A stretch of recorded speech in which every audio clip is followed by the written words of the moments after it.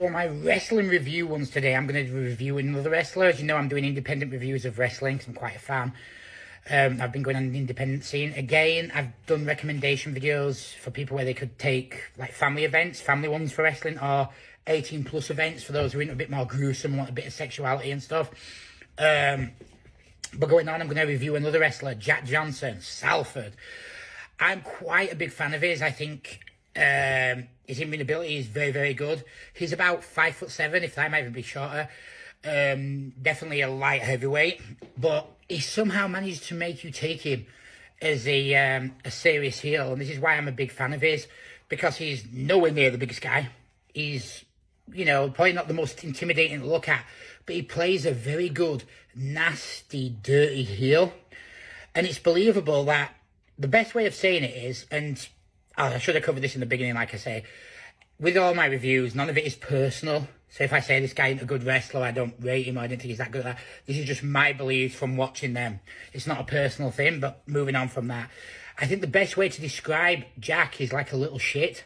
He comes off like an asshole, and that's why he's such a good heel. Because he's that... I'm trying to think. Remember when you're in school and there's that little arsehole kid? You know you could maybe kick his head in, but he's quite clever. He'll brick your windows, he'll escape. He'll slap someone and you'll think, fuck, John's going to kill him tomorrow. He'll seem to get away. That's what he's like. He's also very tactical. So he was working with Rarebit for a bit. It was huge. So he'd like do all the mouthy shit and he'd have Rarebit attack him, but then he'd get the pin and he'd be the champ, you know. So he's a very good, he has this great charisma, and his psychology in the ring is good. Like, you'll even watch him do matches and he'll slap someone and he'll take beatings. He takes quite a bit of beatings. But as a heel, I don't like giving 10s. So I'm going to give him a 9.5. I think he's one of the best heels around in this country. His mic skills of a heel, easily a 9. His interaction with the fans, easily a 9. His in-ring ability, I'd still class him as a 9. He doesn't do a lot of over-the-top moves, but he tells a story. He makes you think he's trying to hurt the other wrestler. He'll cheat, he'll low blow, he'll rake to the eyes, etc., etc.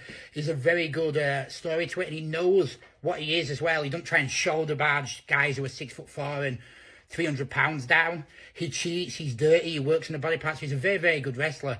Weak points, I've seen him as a face. 2 out of 10.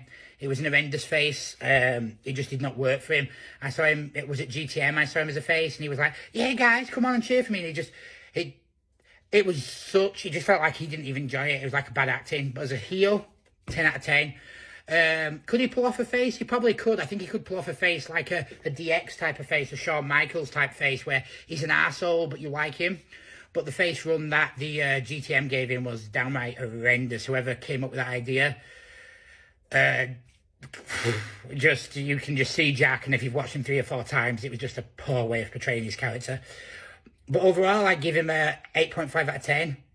I've said it before, if you actually had a lot of money behind you and you said, you know what, we're going to get British wrestling on TV properly, and you're going to put guys, I think Jack is someone you'd have on the on your roster, and he'd probably be in the main event scene because he's so entertaining, he's so good. So I'd give him an 8.5 overall, I think, if I'm truthful.